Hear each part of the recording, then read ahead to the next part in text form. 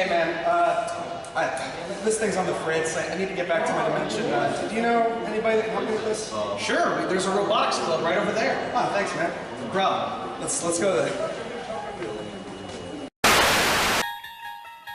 In today's episode of the Tribute Zone, the Media Wiz will take on the role of one hardcore kid as he reviews the 2004 Halloween TV special, I Downloaded a Ghost. Is there a reason that people have forgotten about this movie, or is it a diamond in the rough? Find out today on the Tribute Zone.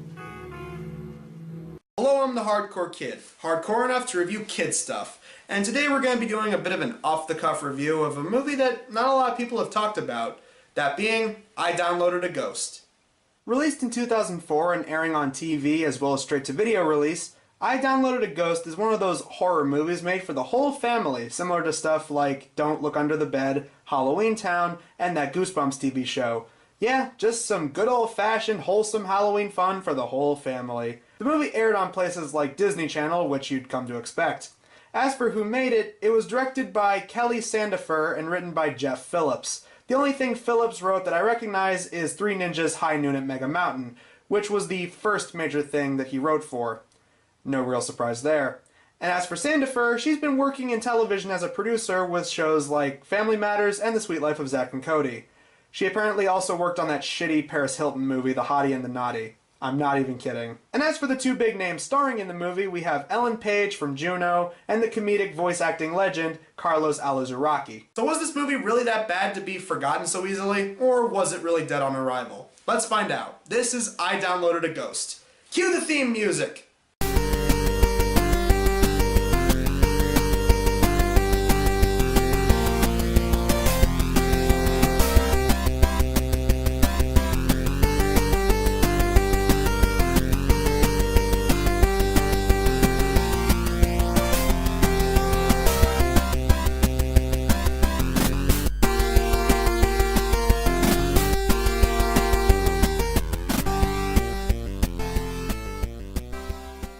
The movie begins with credits showing off these bright shapes and colors straight out of a 90s Nickelodeon sitcom intro, and this ghost gif hovering around. God, it's like they're trying to make the intro look outdated as possible. I mean, could it get any worse? Hello? Oh, great. Comic Sans for the text. It's good to see Derek Savage was getting work before Cool Cat Saves the Kids. Anyway, this woman is cleaning her kitchen as she gets a phone call from some eerie voice as this dark-cloaked figure sneaks towards the house. And if it sounds like I'm repeating the opening to the movie Scream, then you're correct. So tell me something. Do you like scary movies? Because kids are totally gonna get that reference. Oh, I know all about what goes on in this house. After all, I died here. In fact, I never left. Nice try, Stella. Hey Mom, it's just a social experiment! Actually, the not ghost-faced killer here is Stella, played by Ellen Page. Stella here is our main character for the movie. She has a talk with her mom about what she could possibly do to make her haunted house for the upcoming haunted house contest better. But her mom tells her to piss off and tells her to try wearing a sparkly dress like every other girl at school. Stella rightfully storms off to go work at her workshop pissed.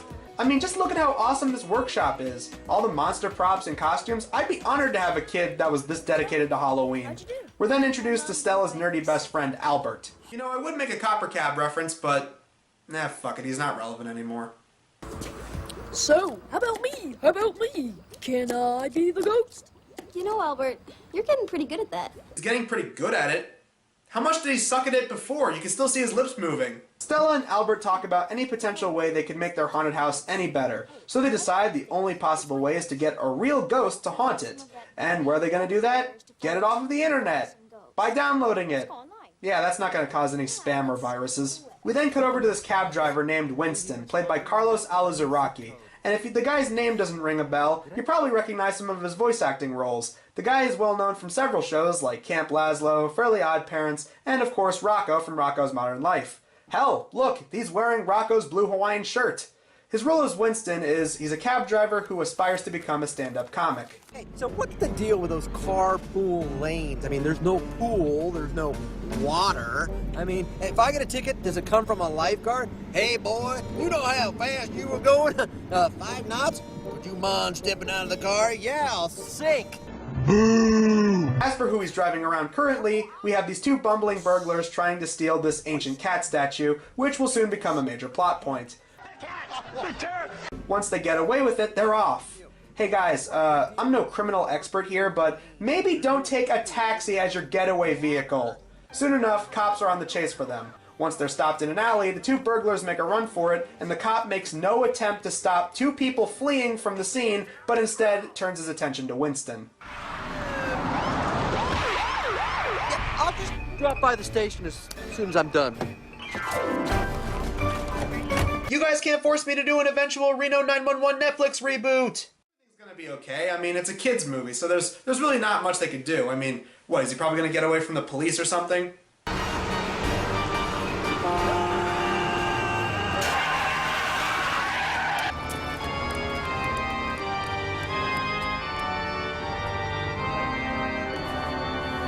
Or he can get hit by a bus.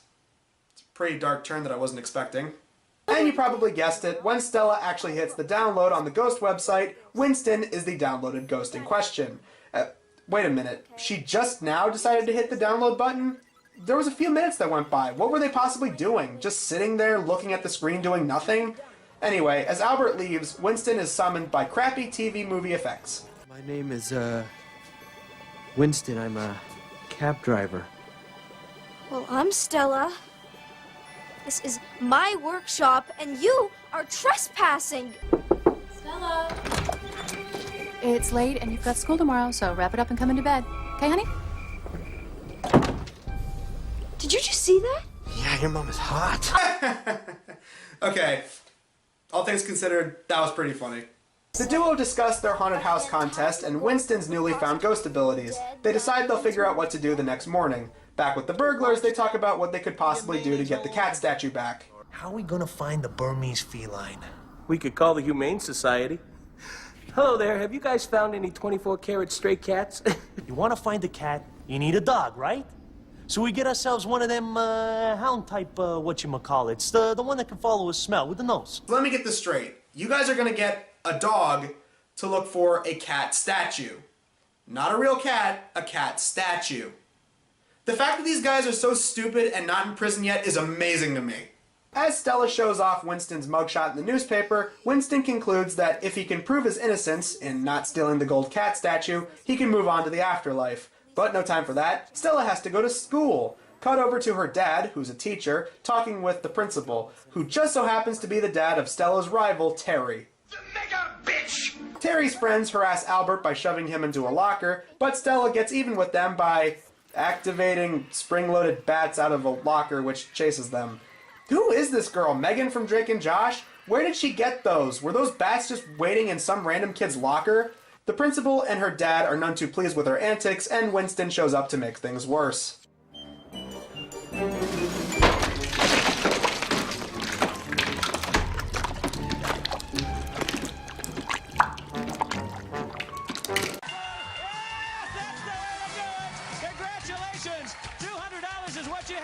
That night at the dinner table, Winston continues to annoy Stella. You know, I always hated these kind of scenes in movies. The part where the main character can talk to someone who's invisible and everyone else around them can't see them or hear them, so they think they're crazy. It's just so cliche and not funny. You just wish these scenes would just end. Wait a minute. Girl with hyperactive supernatural friend that only she can see talks to him while amongst other people so that she looks crazy around them. Oh my god, this is turning into Drop Dead Fred! Run for your lives! Stop it, Winston! Mom!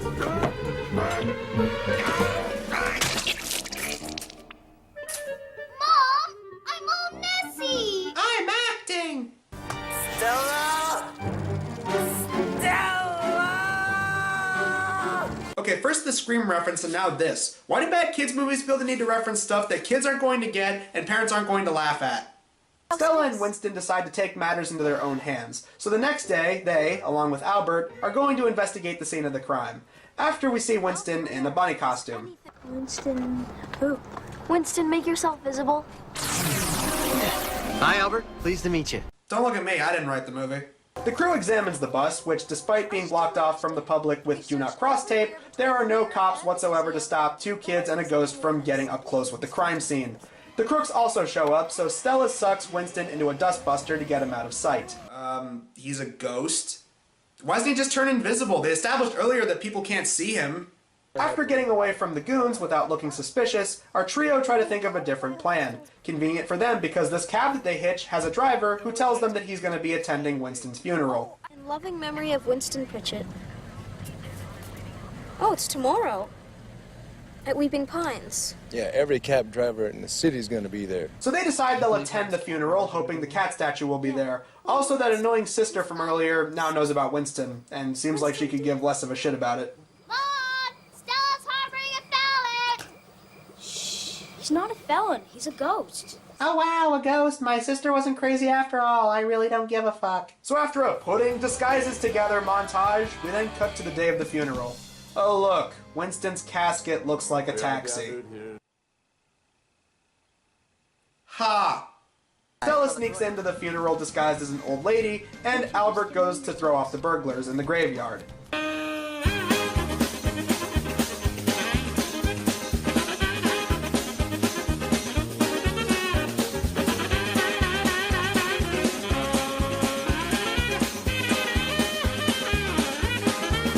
But uh-oh, surprise, surprise, the real old woman that Stella's disguised as shows up, so it's time to get out of there.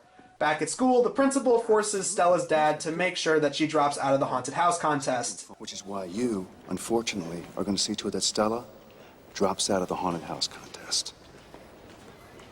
You serious? You want me to order Stella not to compete? I can't do that. Well, Walter, you have to trust me on this. I've seen these situations get out of hand before. Sure, this week is the haunted house contest. Next week is student body president. Before you know it, she has torn the entire structure of our school apart. Oh, come on, dude. Stand up for yourself. I get this guy's your boss, but this guy's clearly doing this just so that your daughter doesn't win the haunted house contest, which she clearly has in the bag, and he's just doing it so that his bitch of a daughter could win this thing. So later that night, the burglars come back to the funeral home to look for the cat statue again. Little do they know that our main trio have set up booby traps and comedic hijinks in store for them. As if them ripping off the bumbling burglars from Home Alone, now they're actually ripping off the house full of traps from Home Alone.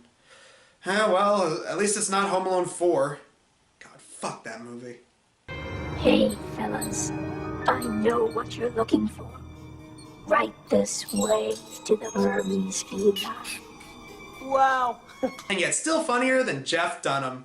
Stella, Albert, and Winston make it back home with the cat statue, ready to prove Winston's innocence tomorrow in a news interview.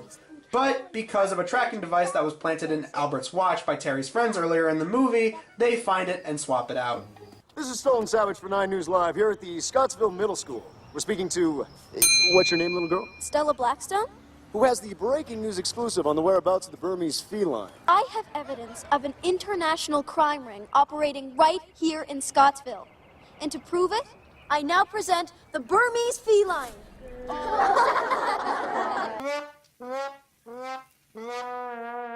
After his daughter embarrassing herself on TV, Stella's dad tries to appease the principal boss. You didn't listen to me when I asked you to take care of this earlier. Now it's too late. You're fired. And this guy would later become the President of the United States. Yeah, it was an easy Trump joke, but shut up.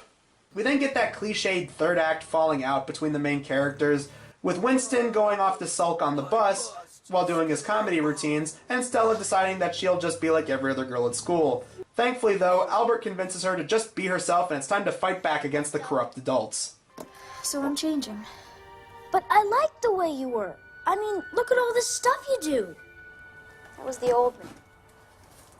The new me's different, so live with it. But you can't stop being you. Where else in town can you get mechanical arms and creature masks and... Oh gee, I wonder if the douchebag principal from earlier was the one that set up the burglars to try and get the cat statue. Check for Jared Phillips, signed by Fred Tomlinson? So the robbers were working for him all along? But how would he know that we had the statue? In the words of M. Night Shyamalan, what a twist! So, which Stella's gonna solve this one? The old one or the new one?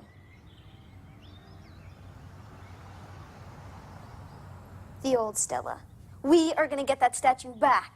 Yes! Yeah, now they can start the kids next door and stick it to those conformist pricks from down the lane. I'm sorry, I'm getting reminded of a better thing I could be watching. So after tricking the parents into leaving the house for a little bit, Stella and Albert build their own haunted house in the backyard. Come the night of the contest, where Terry's haunted house is getting a ton of buzz. But while all that's going on, Stella and Albert sneak into her real house to get the cat statue back. Stella Blackstone. I should have known. You stay right there while I call the police, and you put that statue down. Yeah, you do that, Mr. Tomlinson. And while you're at it, why don't you explain to them where you got that statue?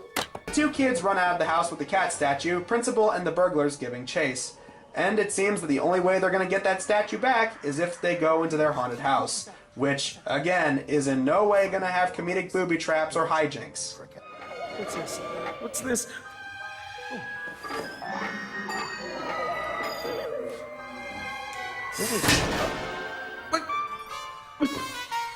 No. Not the gnome. To be fair, I would freak out too if I was stuck having to watch Keemstar's videos like that.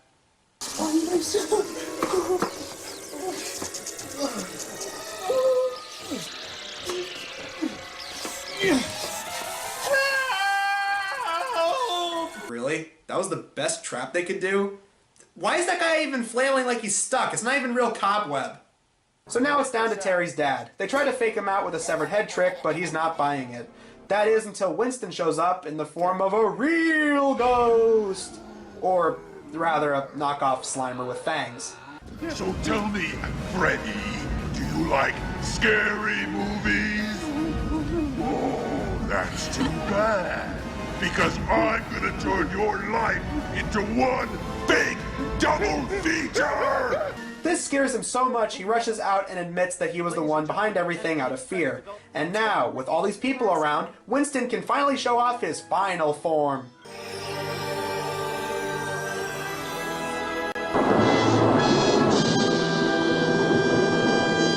Oh, no you don't. Not this time, you undead butt munch.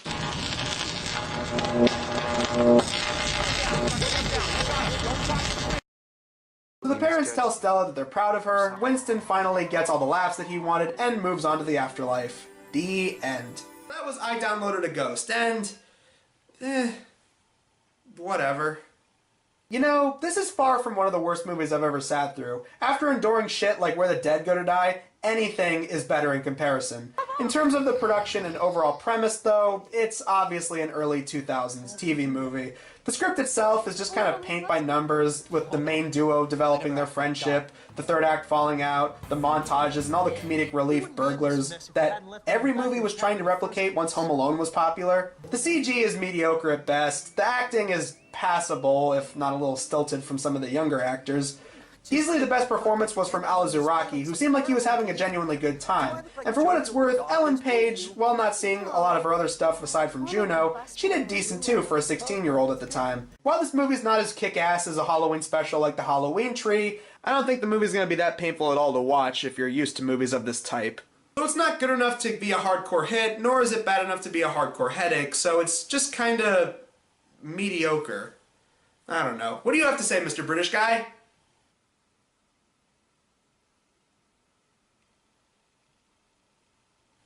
Oh yeah, I killed him.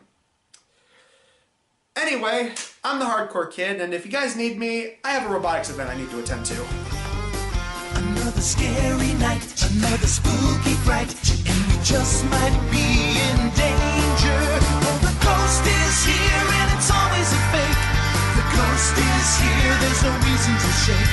The ghost is here, oh, give us a break. It's fake.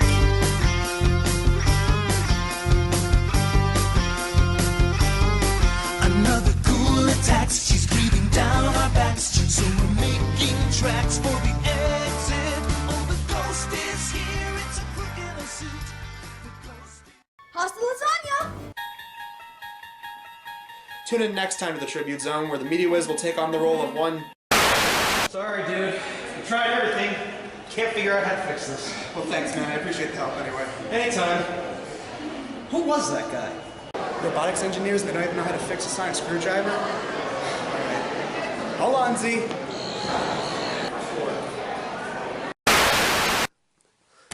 Sorry about that. Bad connection, storyline segments. Anyway. He will take on the role of one Michael the Comic Nerd as he talks about the recent horror movie reboot of the year. Next time on the Tribute Zone.